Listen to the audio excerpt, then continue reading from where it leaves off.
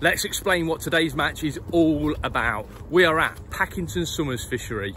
This is a beautiful venue, lovely countryside, birds tweeting everywhere, surrounded by trees, fantastic variation of lakes as well. So lakes where you can catch silverfish, F1s, carp, you name it. Feeder fishing, pole fishing, there's so much variety here, it's unreal. And because of that, the guys here at Packington decide to run a Rover match midweek, which basically means you can choose where you want to sit. So you go into the draw bag, you pick a number out, and that number doesn't correspond to your peg, it corresponds to the choice, the order that you can choose in. So if you pull out number 1, you've got first choice, and so on. I've had 8th choice in the bag today. A few good pegs disappeared before me. I've not visited the venue for quite a while. I'm not exactly a venue regular either. So I've had to ask the fishery team where to sit, what best tactics could be, and so on. I've absolutely punished them this morning because I'm clueless. I'm going on their guidance. And I have decided to sit here. Peg 12 on big gearies. Now this lake could give me the potential of some big carp, some stocky carp, some skimmers, and also if you look around, no one is in sight. This is the high bank, and as you can see down there, look, for the guys that want to fish a pole, it can be a little bit tricky because shipping a pole back can be a bit awkward. You also can't park behind your peg here, so you've got to drop your gear off, then move your van. And I think that has put a few people off. Having said that, these can be good pegs, so I'm taking my chance. Peg 12 on gearies. I've unloaded my kit. We'll get down on the box and I'll run you through my approach. I cannot wait. Look at this, folks. Can you tell that I've not picked up my pole for a long old time? Look at that. Oh dear. I think we need to give it a wash before we before we have a plumb up. That is disgusting. Just started to rain, but I think we're about set up. Let's walk you through it. So, some 4mm fishery pellets, which seem a lovely little pellet actually. Very uniform in shape and size. Nice pellets. A few dead maggots. They're going to be for hook bait on a little tiny hybrid feeder. Feed for the little hybrid feeder is going to be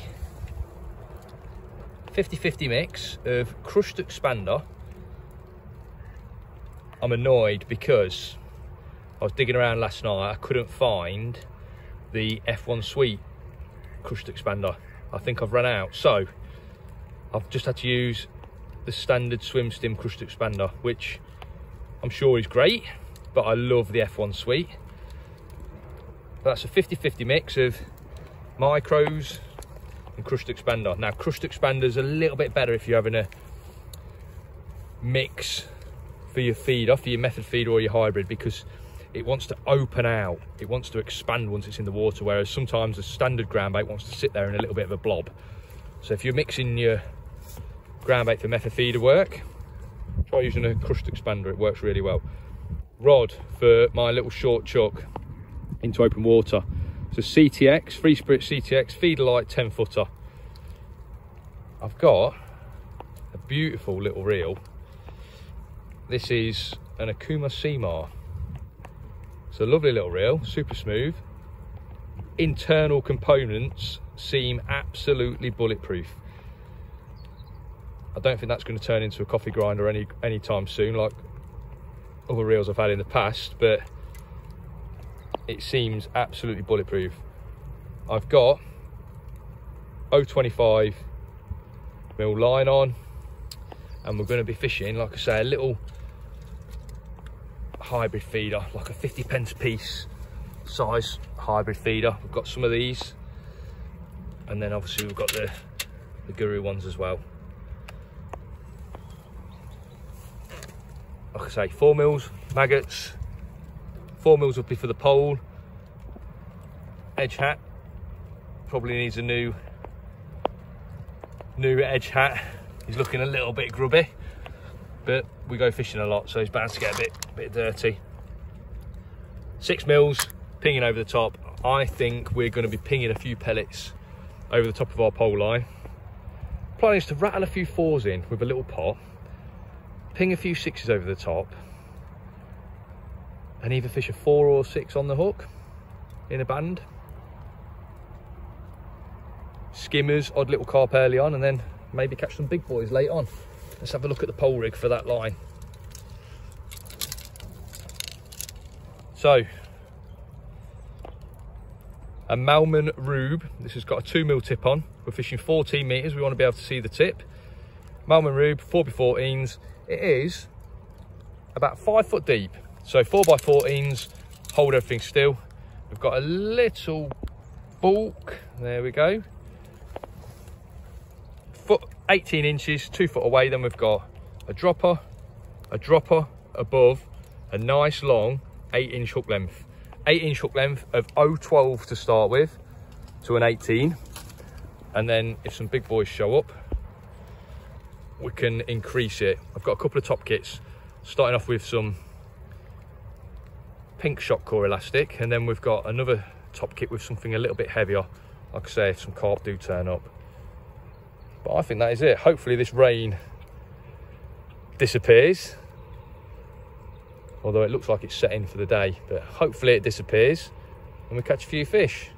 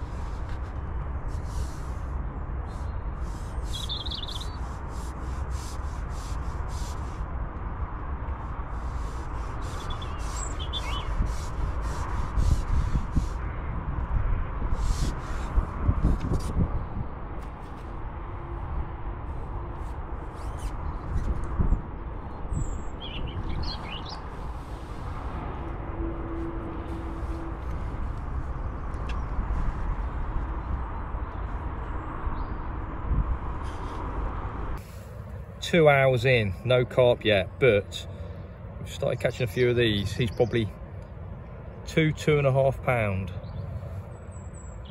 Get him in the net. Nice fish he is. We're on the pole, 30 meters out, and we started off feeding these hard 4 mils, but we had loads of like pecks from little pellet peckers, 4-ounce skimmers. All right, pain they were. So we've just gone all out, 6 mils, 6 mil in the band, feeding 6 mils. We're feeding probably like 4 pellets, 6 pellets for each fish at the minute, just catapulting them over the top. And it seems to be working. The rain's just started. It's a bit of a miserable day if I'm honest, but we're catching fish, which is the important thing.